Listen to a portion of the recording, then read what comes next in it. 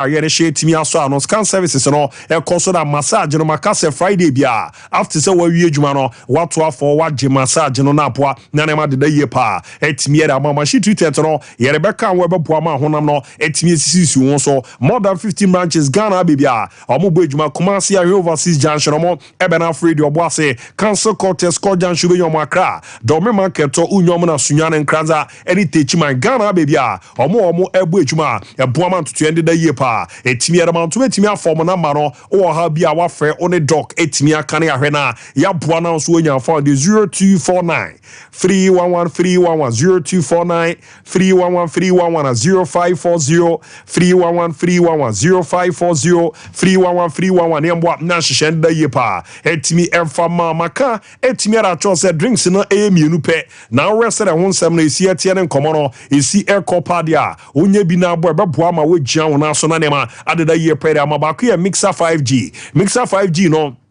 yede habamba na afeso no nduaba na aka boma ya eboa ma bibia eda ye kama pa so etimi ede ema we edi mu nkomo no ewrame timi ara ma ne Ghana wo me no na ma school for no age ede atuma na chese eboa ma omo so ni dwom na so ma hyehyɛ no ekoye kama pa so etimi ede ema wa ni nyina mo etimi ede ewrame na afe no ye oginsi wo ma eboa yi ntini ma ye mema de kra emi esisi no emu ya den na grapes ne boa eye yem niema no enwo adwuma mantoto ende da ye pa etimi demanti ko na kokojibi na okokoye adwumaden waye wie no obomode na unya mixer 5G na ebeboa omo na bomode ade miso fruit drinks na ba organic fruits so melon apple and face no pineapple and ayo grapes ne orange ne dia keka ka ho no unya bi na ba uzampa mu ademu so edu a eboa ma na makoyera manti ne eye na ba bedinto na aba wora mixer 5G miso fruit drinks no wagigi jibiaro abomode etimi ede ama hoho no omani beje na aboa na hyehyɛ na koyie pa ede amom number no 0246 270221 0246 270221 na waposo na wabomode na nkomodidie bia no woni mpemfu edini aboa na ya hwɛ ne etimi asoso so ano ama na hyehyɛ no adeda ye kama pa etimi ede amama ne Daniel ewo 21st clinic here overseas so no mo patamoro munjibi honom na afi so no abawa na asiporo oru adi chimo bi kan supermarket assist sewa honom mama Esther Domnia Sunjie Junction Watra Baptist University be PNC Ventures Anomanji Taxi Station Opsi Charity Hospital Junction and afina Sachi Enterprise oru ani HM asafo binchia ye boano so wajibina ne makoye pa etimiera makwiko armamria na membo bobo birthday special so na yetimi enramu ansana de akebia no yetimi edi ato aso kama pa etimi edi ama na meze ka mu kakra ne ade sha yenhwe na yenwura na nema endeda ye pa Rose Jamfi oru wani chemu ewo bibieni a hona ne Rose ewo ne ade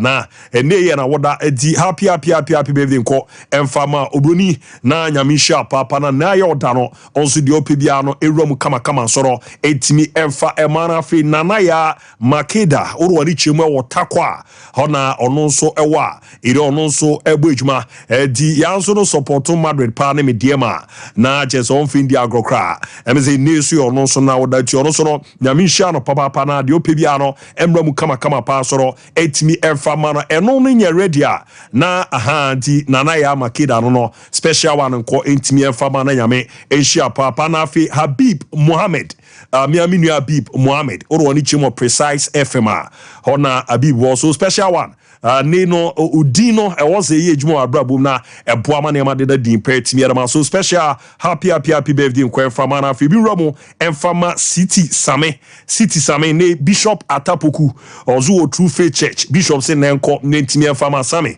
na ne ma de ye kama pa so mfama na yamisha na nyamini pa ejuma na obono ne ma de ye timi enfama na quick one ma membo sem no so etimi enfama mi romo sha tema bobo kono ma so ye ebzo mbomo dia weekend e omo so no ebomo de mo final game no etimi etodwe boa mane makoye per mo chi nation says bo me kaba ko a omo entimi antina mu nkomo no na omo chese season ba na wi na oso omo bo players bi ma ba so a omo giri se edwuma ma ye no Adia na ano edin ye papa boa ma ne ma de di imperative me one as goalkeeper of the season no ekwere Daniel Afazu almost in the season 27 games or boy no Afazu abomode jan na so ekipu clean sheet no mako 12 na eboa ma ne ma de ye pa etimi erma nti omomode a citation no yetimi present erma na kama pa eye no ko best defender no enso ekwere ma Isaka Mohammed na jezonzo muzo mujiri se season we no wo ejuma waye ne niam no so sikika bom no eboa ma echi no ntotoye no ekoyie kama pa etimi ere momo mu nkomo no yehwe na ye die Rembert midfielder no ko edema Abdul Manaf Uma na jezo jamo no so no etimi eboa ma ne ma deda yie so no edema team na mu nkomo no so no ye di ewura etimi edi amanti awo so de beba so ansa na ye di nkomo na aboa amantotoye na da yie so etimi edi amamo na entotoye no so etimi akoyie kama pa na the MTN Africa Cup niam deda dia the grand finale Jipini na etimi eramu nyamboa na otwewe ye 6pm pepe odwani chemo University of Ghana Stadium hono ebetimi akoso na ene efrempem for confirm is all baba be ramo Ghana ha na jeze referee mana ejom na asubu ejuma na omo na ne appoint omo so omo nko enkonko giramu enkonko di matches no na mboa ma na mandeda di imperative emfa mo ntino enchimu no enso echese ere center no ebeye sere niam city referee Fenreta Boatin in cancer remember no so na maba be di nkomo ba straight up mame kona me nkoko ramo eni nkomo akra of course urwani chemo e Ghana one coach ne mono eso ni ye papa pimper feni Kasim Okansi Menga na ojame de nations FC ono a ana do wani chemo the national under 16 oye coach obwa mane ma de dimpa etimi edemo monti ya kone ni coach ni nkomo akra na season ko ede pemia no sere ne city no onfa ye nwuram ne ade a ko je mo akwa ba de ba Sompa 93.1 so mi gidi zo mpo moko ne ma so de da ye de o mejo so nyame adom me ho ye na mo so e o yezo nyame adom ye kukrama bibia eko kama pa etimi edeme na ko je chance say 2023 2024 niam deda na koma na otwetwe mu no ne ebo mode a matches ni nyina eko etimi edepem ye de kan no o assess ye league no this season said niam eziko em say konfo kika kaza say competitiveness ne ade wo form ne ade a minim season in the whole no ye beba nation so ankasa ba bedi nkomo league na ankasa said esi ko ye no se na azi hu no competitiveness was very high because Usha Asia one from Hoa. I saw initially before someone says Becky team Akono. Now it was very, very hot was so and we table not and we have the first phone but as it says a do time someone says team Muko, you know, and Yama yeah we stable cacao. Usha down also no more Mudahono. The heart of lions, they are no muda. Then share Omobia as what he said, Olympics me has Robert to say, Ruble. But at the end of the moon, how we end so it was very competitive. Ati on the all kind of and command of within with Jesu league, you know, MZ do be as in Yanum Toka, or now cool we are, Wadam for no, or we are now Buano, no, only says how much of convenience and sense many adeno, and no crow league him. We need evidence. I made him like I say this was going on. I mean, any evidence I made it. Best support to be America. Ate ko Yamra Nations FC amasue ni mse season we no moba ba be ramu na onso ye league no abo edwuma o match ye papa de be Chem United ni enim niam na o ye ne sere ne mesiko season ende ye omo a place 7th with a 49 points edu be kra na enim se edwuma no ne win bi a mo kokofa no Samre boy no na nka mo so mo ye capable se league no mo be jeri simu na so Nations first season with coach Kasim Menga so those peno no unya ne sa the penny in Yanisa because we share leak in the Korea. Initial Yan Stati, the shot, Yan Stati. But they do the middle of the league, you know, and you picky and you start to say, ever.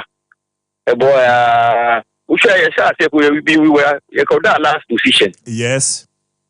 And Sunny started, you do any so go back, you don't feel free, you start to say, ever.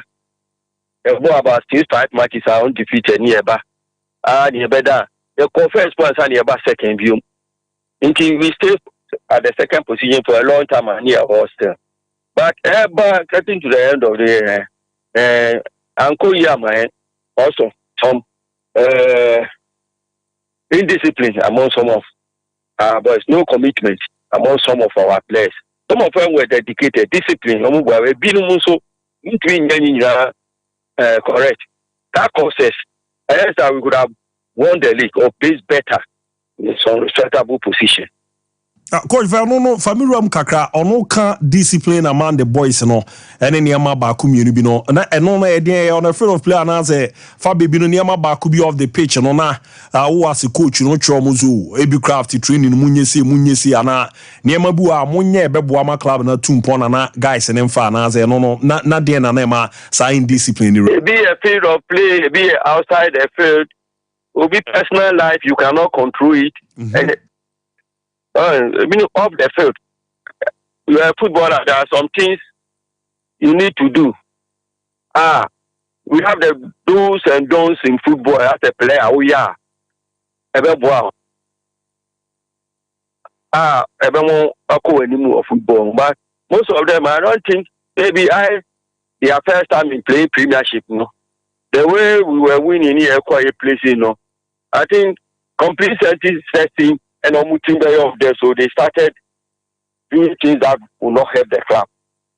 So we'll be expecting the first season. Definitely we go for bar. First season, we are coming to play to before the end we should maintain ourselves in the Premiership. That's our normal. But when they saw where we were, I think a core trim, and they started doing what will not help the team. So we've learned a lesson from it, and we taking some drastic actions measures that will help to keep that instead. I am happy with your team. Wow. But I read on way home performance and no answer akwa we no. It seems that we the only club home matches are more boy you 70 matches are more boy no. Mujina mona so ebu ejuma pa mo win 10 mo draw 7 man lose bi minim fie no ahode na odi rum no ade na na ewo ma ze da so sonko be wenim se teams no bebre o mo tifie a na o ma ba be show mo but as a nations nko am first season o mo fie no na edin so obi be ba okra no aba be hye mo manya de kra anya ne draw timu na mo ye the only team among the 18 clubs no this season we league no man transfer ndi ncho. And home games, the approach, they call home games, you find it difficult. In everything, when it's coming from away to come and play, from home to come and play away, open up, it will sit back, rely on the counter. Until you have to adopt a strategy. Also, open them up, so that you can get a win. And yes, when they stay back, and you also don't adopt a strategy,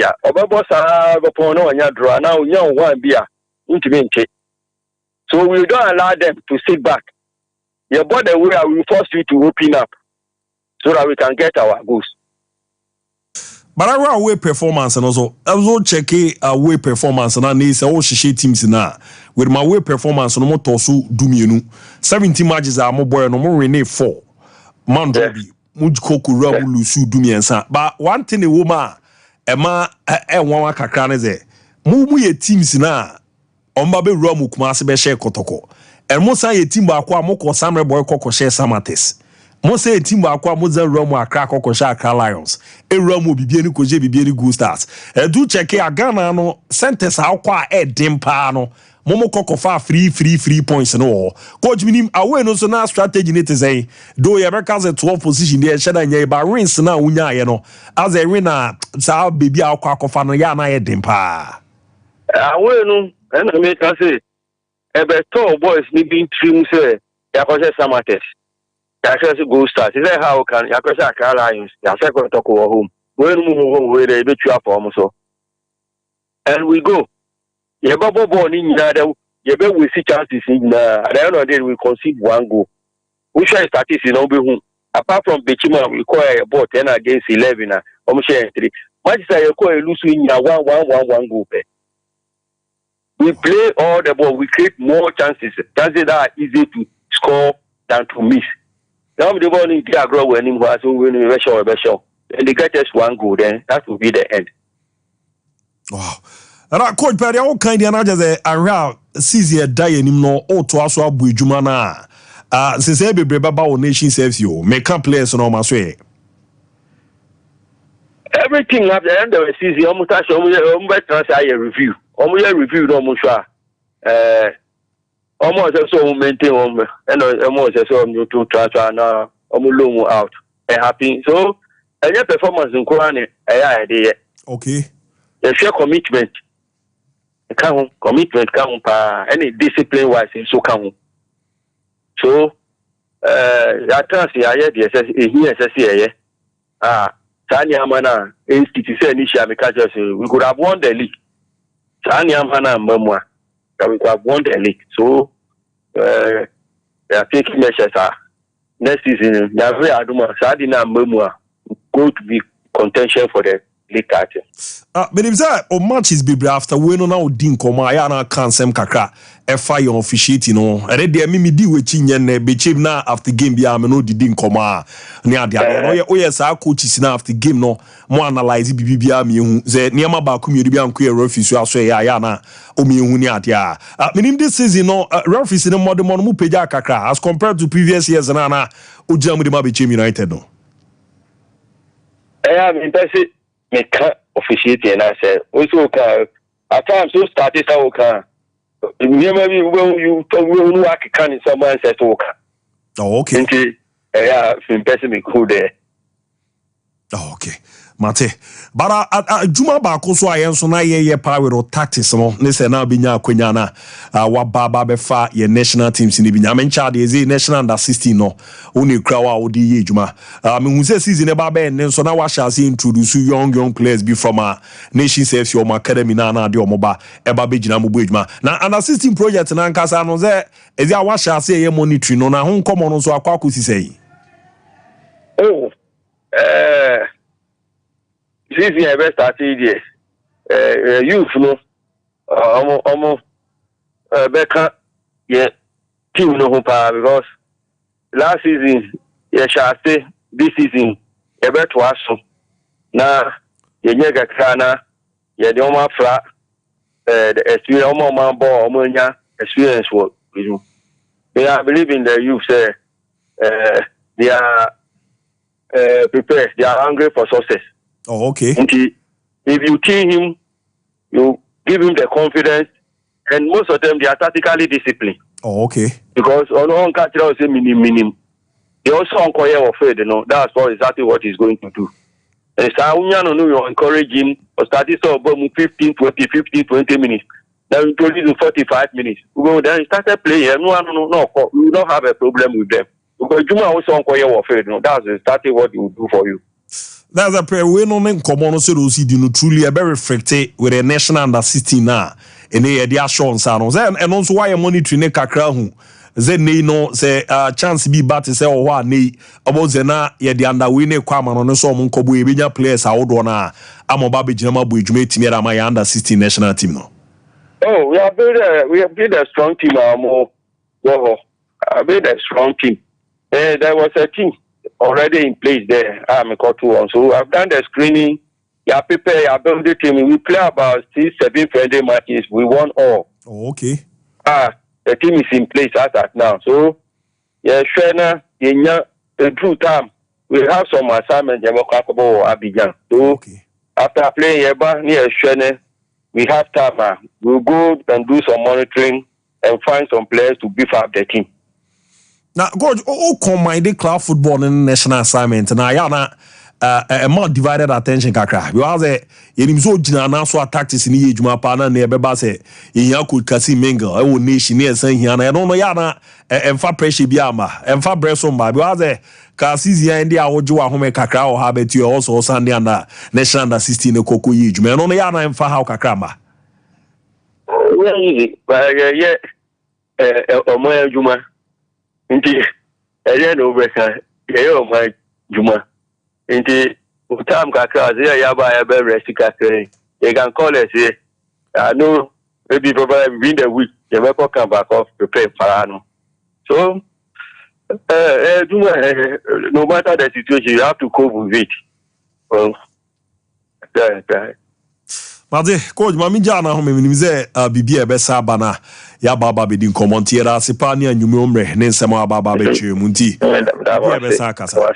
Okay, ti no ye coach Kasimo Kansiminga o jame de man nation FC ono an say the national under 16 coach. O jeze any players in discipline ya de nyeza anka league no crowd no betimi age. We check it away no points bi omo kokoko fa any bibi omo kofa na edin pa ha mikini apostle wa mamre na bobo so ana omo emram ni nkomo Richmond ayi na report bi bubu de base ni ofia to folk na wa ramo national na 70 akwem goalkeeper trainer na sa nkomo no minim bibi efie de baaye na de bobo de ba no ma ni team ni press release bi aba omo ba bonti aba be deny say nya no crystal or so ya to folk omo goalkeeper omo eso beto akoso abo edwuma de amomo na aboa mane ma dadin pe team ya mo has nra no mo break your players no so mo konkonko jo ma me nyame boa jo de anim no mbeba na o ma ba be prepare na democracy cup no eni o ma hwe akwa ma bibia etime afionte ya me teachers Salifu Di Maria eze na no mo bebo mo game be chimwie no mo kwa ne dem wa hwe ni nyina ne se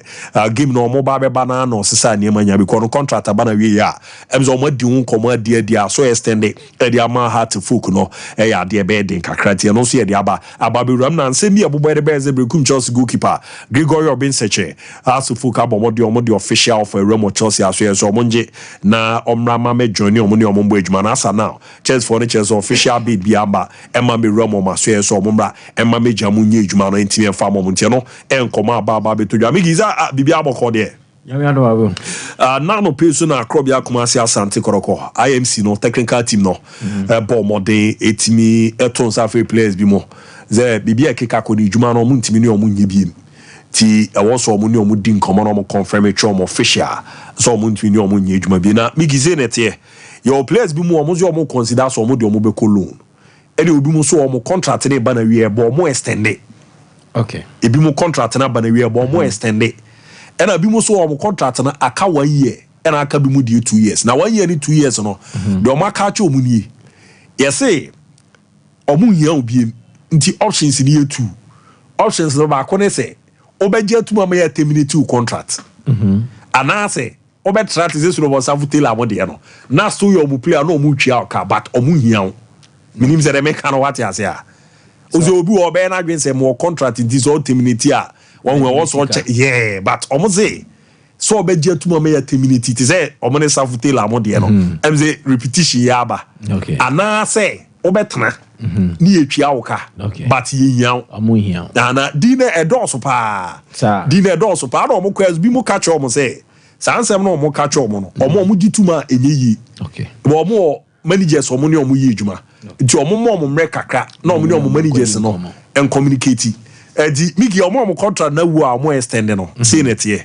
Moise Poati okay o ye goalkeeper Ibrahim Dalad a ono no contract na o mo extend ena John Tedeku also no contract na ba na wiye okay Steven Dese Mukwala na Mukwala de lo kweze la lo ko ball qualify lo ela to grass already e njomo mo ka che Mukwala so mo renew the contract na say eh ze e wa have already e ko lo ko wi lo o ye la gbe say obe bakra bi e zo lo ka che o ze zi awa bo wi la wi contract na ba na wi ti lo obagala o je ti na ti o me wi ti ro azaba bi edi Mukwala din so ewa ha na eno so echi no mfegi efegi so contract na bara wi omu renew na Richmond Lamptey de no omo report on no wankobi ba Lamptey no omo so onu ne de omu benya nko be extend na watrama bu edwuma etimi da matim no na abo ama ne ma akoye di amomo other players ya ma be bo mu din no ebi ti say bena somwa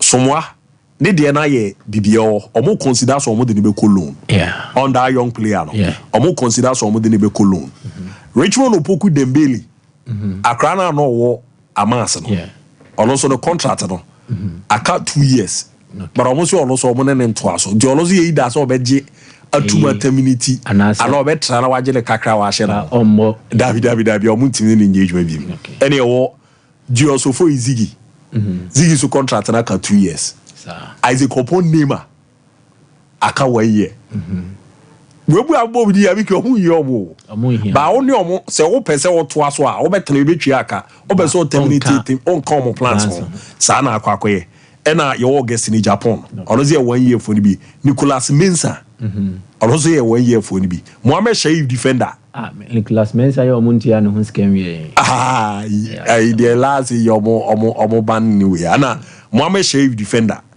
Kalu Atara Isha Kalu Atara aka like Kalu afilo abo season it was aka 2 years omu hia no Isha Kufuseni also yes season we no join Isha Kufuseni no ela ye wo nana benyi amoa nana benyi also join omu season we also omu hia no na ayi Samoa abodu di omo fa lifi bofo no also join omu this season also omu hia ya Dawuni na say ono bob akokra omo bi di olozi di diwa Dawuni diwa na Nicholas Osebunsu left back olozi di diwa Rocky Jamna la Shadrakado Prince Adasa Tibiki omo doso yeah team almost 70% to me but you see way a serious issue else here players our boy ni na no 80% players are mo joining Asante Kodoko just last yes minim nipo recommend them more mobile. I can speak to certain names but mean to mean and can afford for there.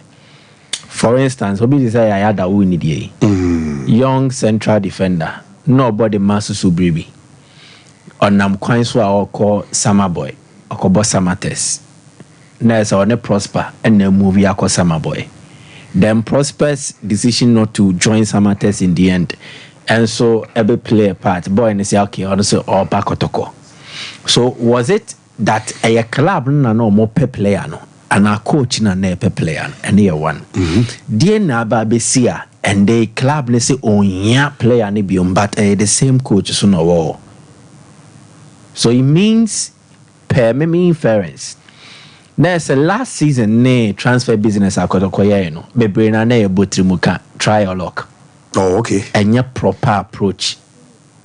If Kotoko really scouted these players and omunya GDA say where your players e betimi ni omaye adwuma abu what happens ombo 1 year am I own writing it off because football no ye word ho and that is say opportunity say a player can have a bad season but it doesn't mean say or a bad player and a player ni bi kura onya chance no in the case of Dawuni die onya chance no more bimpo. So how is it that you are easily writing them off to bring in new faces? So it's a Kalu Atara. The writings were on the wall, but mo pursue and amokofa ne buy. More than a buy no. The evidence has showed that he has struggled to adapt our contract. What do? You find ways to go about it.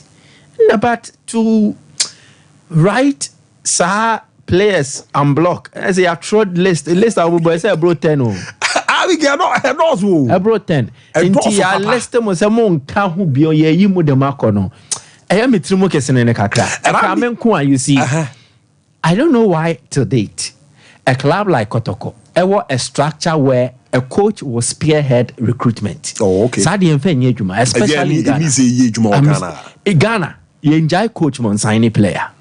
It is wrong. Even one more monioma well structured, well in place. Exactly. They have scouts and they have a transfer committee or even technical directors or sporting directors. Kotoko needs such. Oh, okay. I was say because and then nobody can say what happens. Prosper was a coach of Kotoko. No contract, Anamebwa. No contract. Yeah. Then he decided say on ye you many bill oja hokoi. Banana contract in Wui. So a coach can leave at any point in time. Bibi bet me see what I say a bad result. Say results in Koye near Saki coach.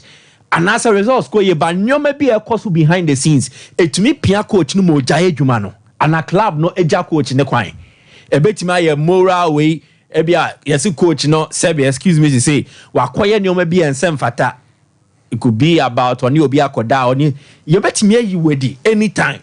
What I want to mean in essence is that the coaching position, coach ne an employee of the institution. And you know be create the vision of a club. Oh, okay. If a club sets up as an entity, na say club ni bobo ku ni a or ni vision, the sine ni so opeso ye. E kwan ye opeso ofa so di na adwuma. Enya coaches na be share the vision of a club. E yo mo run a club no, and na share the vision. And no an mo fa ho de fa a ho technical director or sporting director. And Kotoko needs such a structure because one omo ye you team anameboa. Yeah. And a senior team so. True or false? No correct. Good.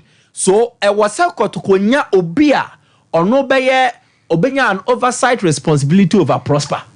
And nipa ni make recruitment a year we are suggestions and I say identify transfer targeter. And yet you no prosper ne pe. A year dear kotokope. All share club and a Dutch show. Exactly. Into a more bet my be a mama club name praying and in the future. Because if you tell me said dear prosper here last season, we should give him the benefit of a doubt. No Samsung top players and no. But we can list evidence in our attitude. I hope you get it. Good. Was Ziggy last season signing? Ziggy. Yeah. A last season signing. A bit to say Kalu Atara.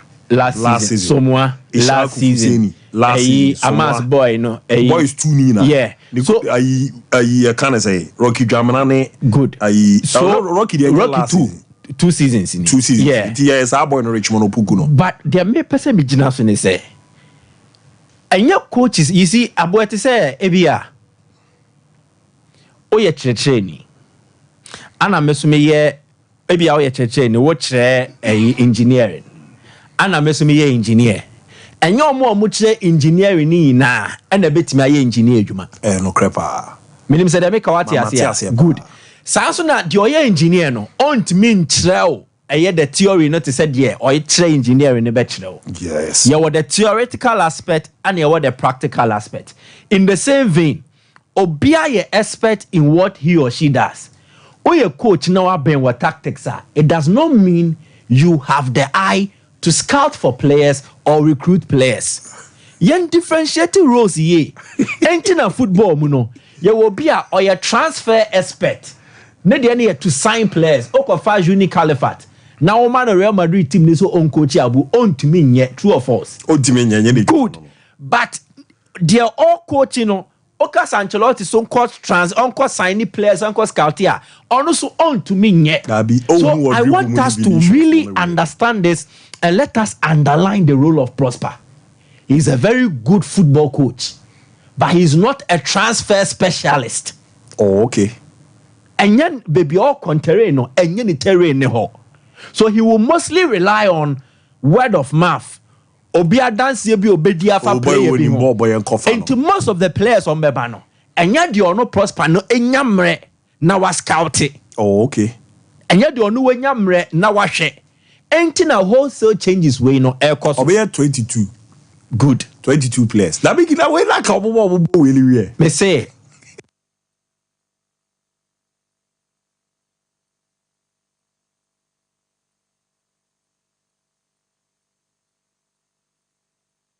say we the magiatum so be because only time any differentiating roles our football mu.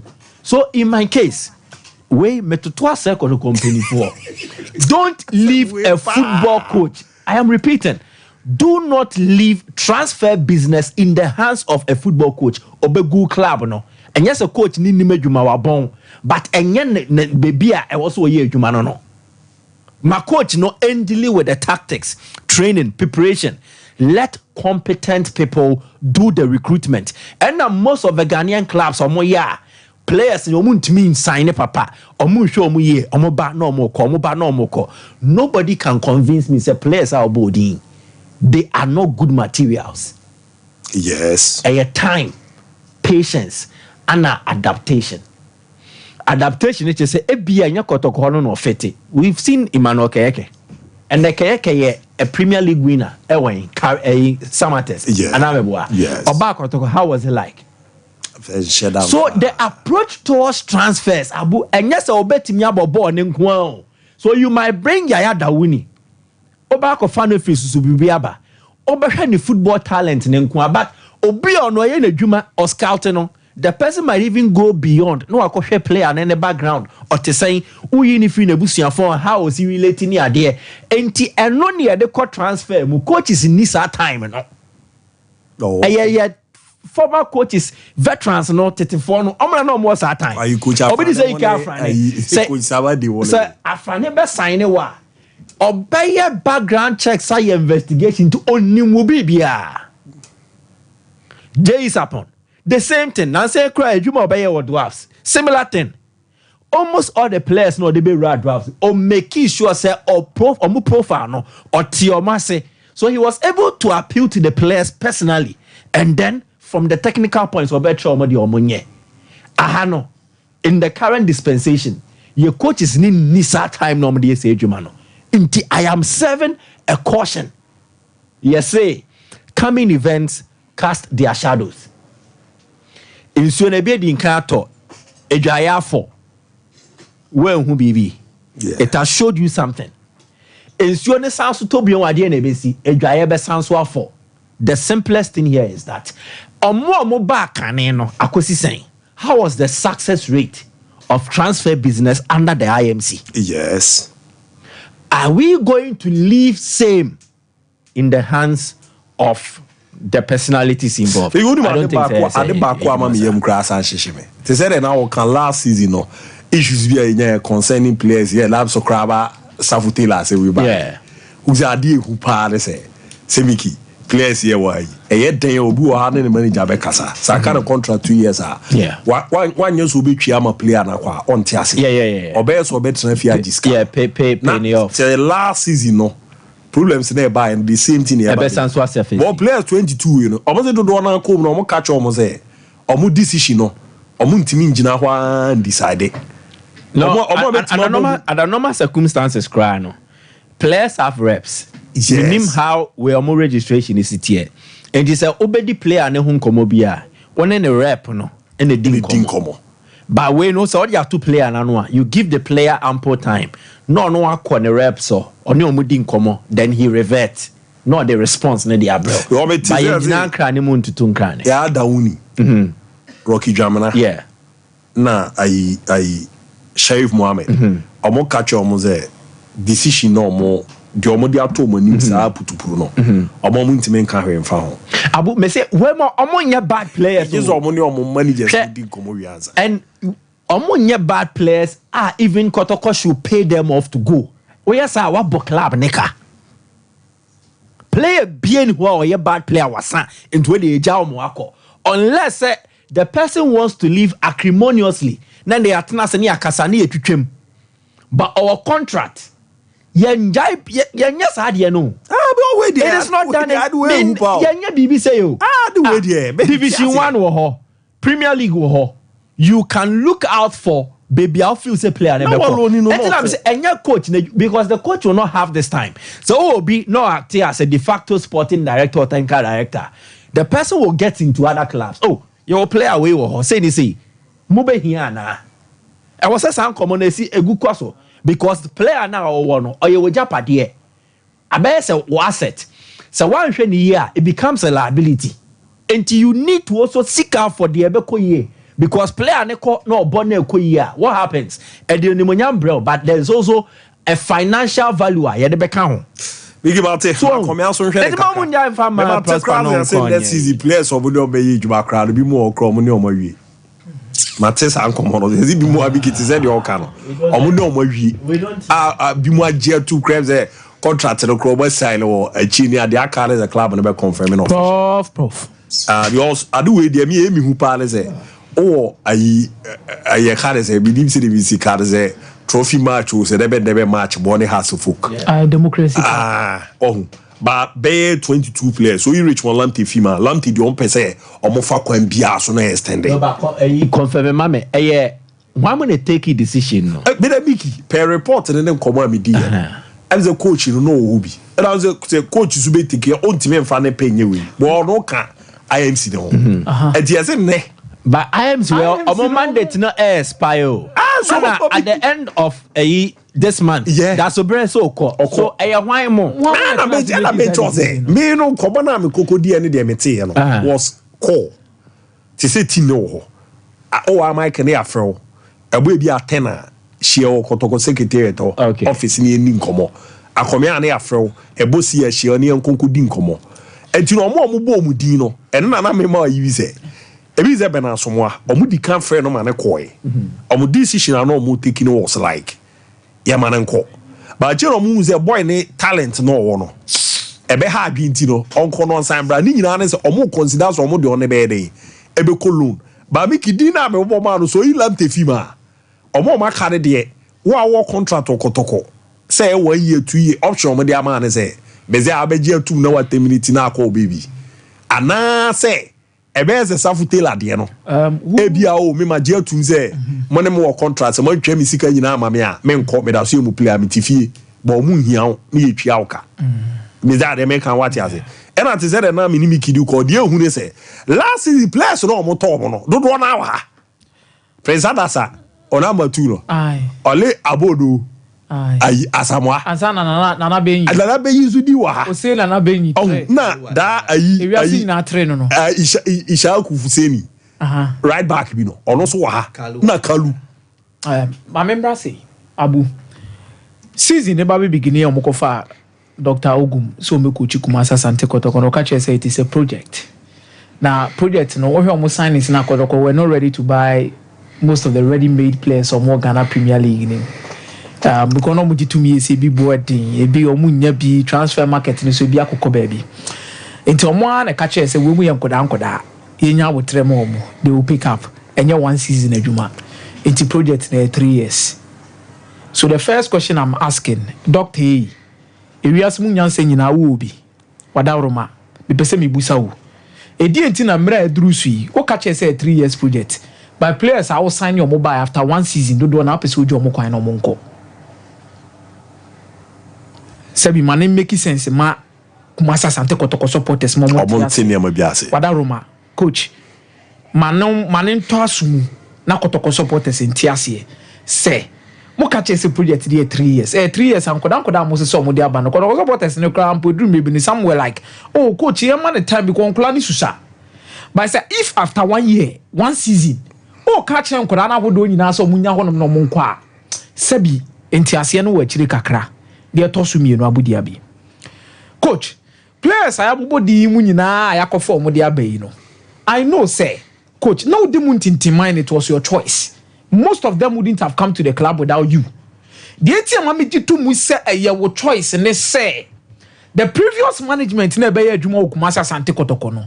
Entawantawan nkasaka se bi e ba mu ntem no. Na a player ye kototo di o mabatim ni o ma ye dwo mo kwai. Yes. O ka say se anya wo choice dia e na adwuma no kra ne se o mu ntimi nhye wo na aba ye adwuma no. Nti o ma gya honom ko.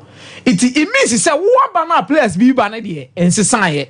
Baby a wujina ene de wo pe ana coach ye de ye den ye de brew na se management no kro mo ba ko ye no se signing so mo ye na dodo no so wom but this all no na de August Japan o de Japan kra den kwa player no obetu no Chrisneti but this stage Japan ball no bobi kra and Isaac Opon so nem pen so no na Isaac Opon so wo Japan no this time around that player is yonko inti coach e padaroma se players amu nyina mo keka mo ntuma ba no ko sign de ba enyinya wadaroma me pese me blemu nko a but coach Kwesi apia so wey because ono so mehia na dwenkere because had na e koso Kumasa Sante Kotoko no I was so be able clean out of this because it's not fine, it's not fair. So free said they are not good enough. Who in the first place recommended them to bring them to the club? But come do way serious wow. No, this is not a joke. The way there be a joke. We can do here. And the concept na Chroma say 22 players. Do na a new signing so mo no, because Kotoko supporters are tired. They want to we can no me. Supporters are tired. Adai. Who's the advantage on Dr. Prosper na Tugum? Abinya no Kotoko the second coming we na no dey power. It is an if for the Koto Kalumuni there was this conversation I had with a TV3 for an earlier season or back no. One, in the first coming, he came just as a football coach. Oh, okay. Now he's acting more than a football coach. Yes. To some effect, more like a technical director sort of. So he has more power, more control. In the position, no, it means he wields a certain amount of political power. Ewo kotokonim. Dwabe so obi oye amanyosem kakra. So politics be play a part. First, you know, in KBR excesses be a one honor. It will be kept by management. Inti mepewe the management so you feel say we yeah because board and any management saying yes you ever see a faso.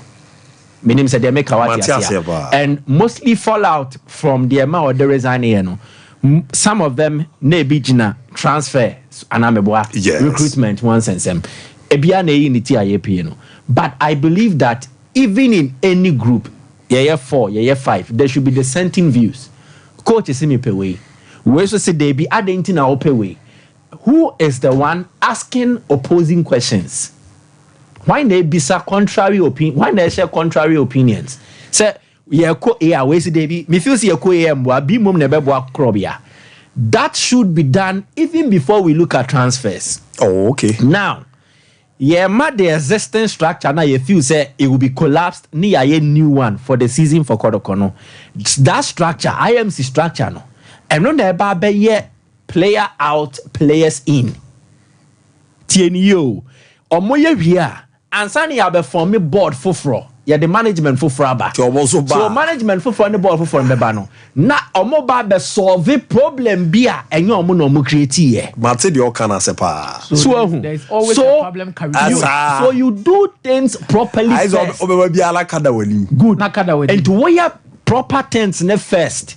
We are waba be the account. After the season, there is a cool off period. Players be kofie, obia be kofie. This is the best moment. I was a kotokoye appointments to board and the management. Now munya sa shape ni wia. Na oma be carve the vision of it because board ne ba. Me sure say be more mandate. E be 3 years, e be 4 years. Into board ne 4 years no. And no mo de beto to ho no ma hwe e who players o mo kofade aba. And as a board ne kra so ba. And on my players a woman no omo be fete any omo fete. So the Oma jump from 1 akosi be 3. Abi wo be but say is we mu na economic you be more okra na omo le oma kasa wi omo sa Oma jump process no. And football, if you miss any of the processes, it will come back to bite you.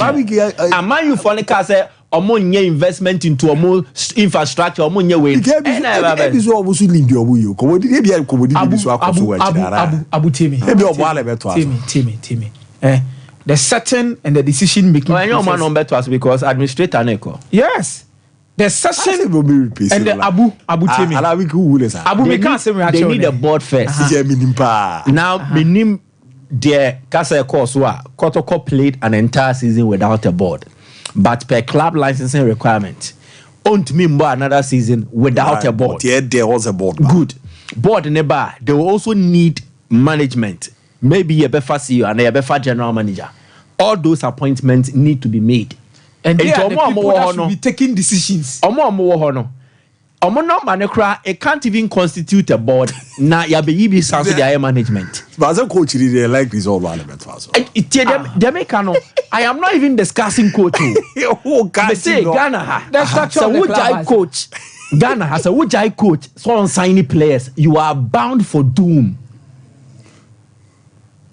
Ghana football clubs are so Wujai coach. So on signing players, you are bound for doom because one. Coach no only reaches abrochine kro more data way scouting database near there or more softwares no they still engage specialist no matter na se ahwe head of recruitment ebia yes ye kwa akoto akomia ye kota akomia no ye nim akomia bobo because ye woni video footages bebre wo ho ye nim akomia profile ye nim ninchi ye wo mo ya dedicate o ma dedicate o ma to o mo hwasi wo so o ma dwuma no okay Ghana Premier League coach no oni sika o de be sa de no anke bia coach no was scouting agency bi mpo a different but oni say ska no enti on to me nye and oni rich because the resources no eyetia enti todo no be ye no eye phone so nkomo matese yesi player bi or no te say na ni pa no amma recommendation into word of mouth. Into there are times coaches even sign players here in Ghana. Not player and coach no on share that. But what happens is that management members ni mum no omo too kwine. Ekruba pa. So when Abu, the right things need to be done. Ask no kotoko. Yes, repa. We all with the abed trouble you also dear. Maybe mom there me who said na say has you see omone Frank Amankwa here we are nisa. Why na etono? Yeah, Frank Amankwa. Yeah, baby no go stars. Why na etono? But that has no kotoko issue lady. Sometimes the TV trust you why we big. I do a disaster. I do a de pow. Me te say omukohwehwem. This is because of race players do say big. Omo say about that 40. Me say te say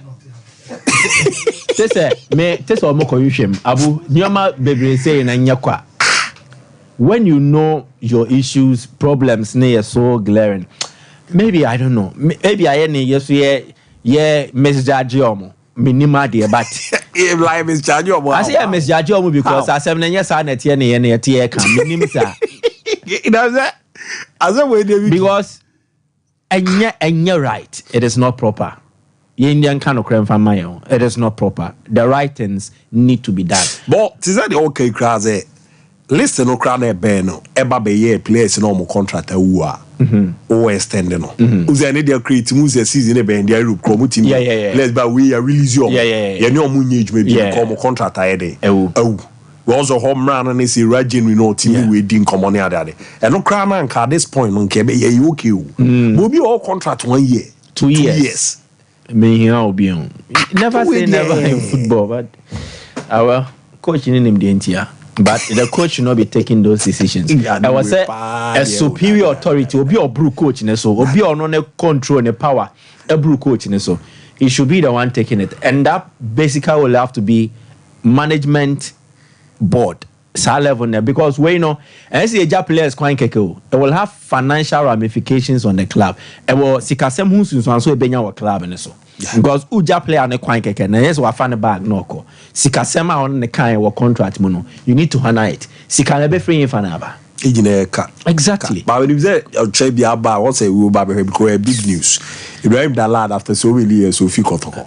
Dalad issue ne ya because he had the chance to leave for Kotoko for nothing and Koji Sika Sudan.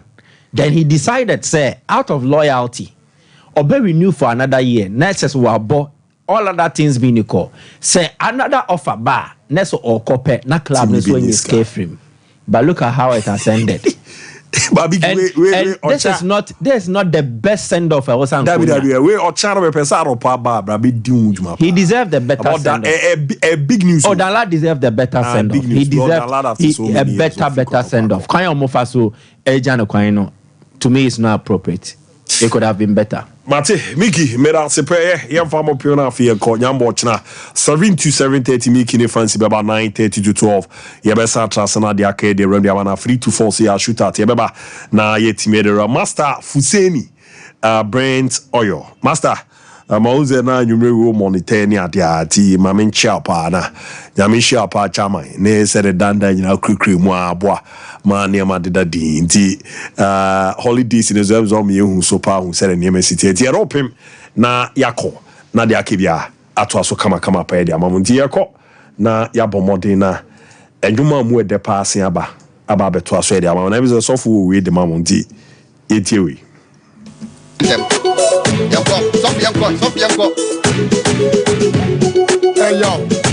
yo, check it out, yo. Aji, drink, papa. Aji, miso drink, miso. 5G, miso, 5G. Anuna medium, Sabri ya grade. Uni baby ako. Odo for black room. The Sompa TV. Yes. The Sompa radio. Yes. Was one mini room. The 5G. Salty drinking no. Alcohol in him. And you're drinking papa. And until you do for me numbi no. Limam numbi. Sompa for numbi. Ekuya for numbi. 5G. 5G.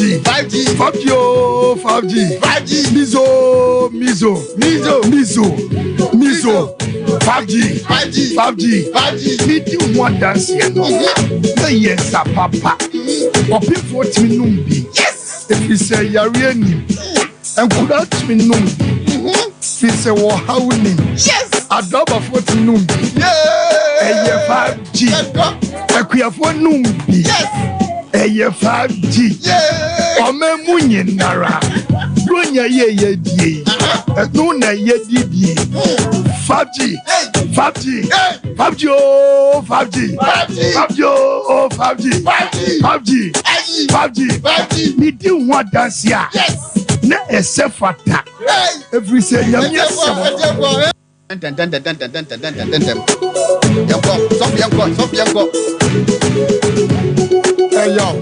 hey yo check it out yo 5G drink papa 5G mizo drink mizo 5G mizo 5G anuna mediyema sabri ya yedie uni baby akọ odofo blakrom Sompa TV yes Sompa radio yes was one mini room the 5G salty drinking no alcohol in him and drinking papa and until odi for me numbi no limam numbi Sompa for numbi ekuya for numbi 5G 5G mizo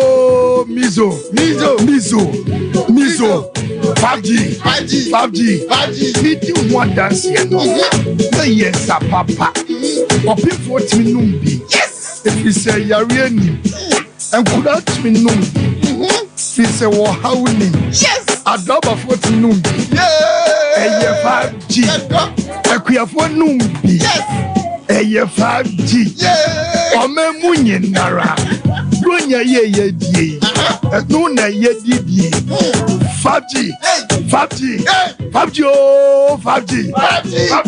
oh 5G ni di one dance ya na esefata every say yamye semo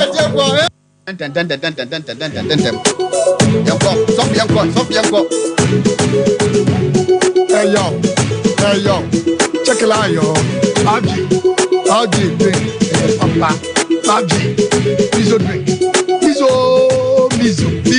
5G mizo 5G anuna mediyema sabri ya yedie uni baby akọ odofo blakrom Sompa TV yes Sompa radio yes was one mini room the 5G salty drinking no alcohol in him and drinking papa and until odi for me numbi no limam numbi Sompa for numbi ekuya for numbi 5G